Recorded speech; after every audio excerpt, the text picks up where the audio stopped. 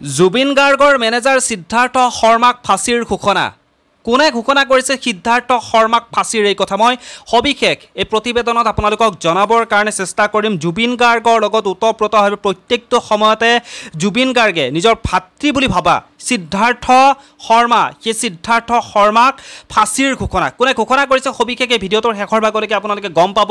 তাৰ আগতে জনাওঁ যিকেইজন মূল অভিযুক্ত জুবিন গাৰ্গৰ মৃত্যুৰ ঘটনাটোৰ লগত যিকেইজন মূল অভিযুক্তৰ নাম সাঙুৰ খাইছে তেওঁলোক প্ৰত্যেকজনকে আৰক্ষীৰ জিম্মাৰ পৰা ইতিমধ্যে তেওঁলোকক জেললৈ প্ৰেৰণ কৰিছে।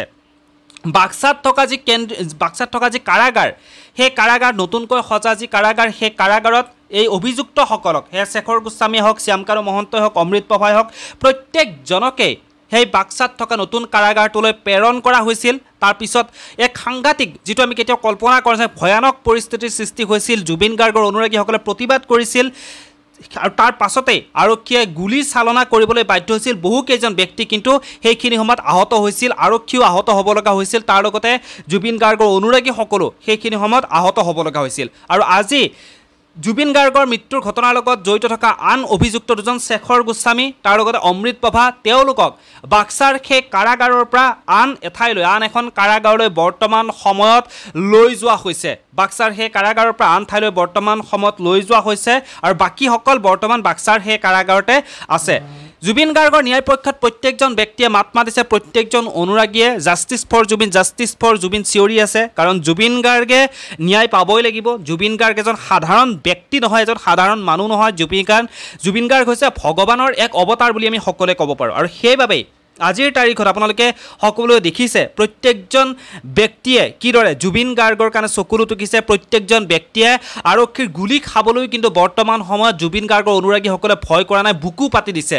জুবিন গাৰ্গৰ কাৰণে তেওঁলোকে মৰিবও পাৰে। জুবিন গাৰ্গে যিধৰণে কাকো ভয় কৰা নাছিল, কাকো খাতিৰ কৰা নাছিল, সেইদৰে জুবিন গাৰ্গে ন্যায় পাবই লাগিব। তাৰ কাৰণে প্ৰত্যেকজন অনুৰাগীয়ে কাকো খাতিৰ কৰা নাই, কাকো ভয় ভীত নকৰি ওলাই আহিছে। কাৰণ জুবিন গাৰ্গ ন্যায় পাবই লাগিব সেইটো কাৰণে। আৰু অলপ আগতে মই আপোনালোকক ক'লোঁ জুবিন গাৰ্গৰ যি মেনেজাৰ সিদ্ধাৰ্থ শৰ্মাক ফাঁসিৰ ঘোষণা আচলতে আদালতে ফাঁসিৰ ঘোষণা কৰা নাই। আদালতৰ যি তেওঁলোকৰ প্ৰক্ৰিয়া সেই প্ৰক্ৰিয়া চলিয়ে আছে। কিন্তু যি আমাৰ ৰাইজৰ আদালত ৰাইজে যি বিচাৰ বিবেচনা কৰে, ৰাইজে প্ৰত্যেকজন কেৱল সিদ্ধাৰ্থ শৰ্মা বুলিয়েই নহয়, জুবিন গাৰ্গৰ লগত জড়িত থকা সিদ্ধাৰ্থ শৰ্মা বুলিয়েই নহয়, প্ৰত্যেকজন যিকেইজনৰ হেমাহিৰ কাৰণে আমি কণ্ঠশিল্পী জুবিন গাৰ্গক হেৰুৱাব লগা হ'ল, প্ৰত্যেকজন ব্যক্তিয়ে যাতে ফাঁচি কাঠত ওলমে, তেওঁলোকে যাতে কঠোৰতকৈ কঠোৰ যাতে শাস্তি পায়, সেয়া ৰাইজৰ আদালতে কিন্তু সেই কথাখিনি কৈছে।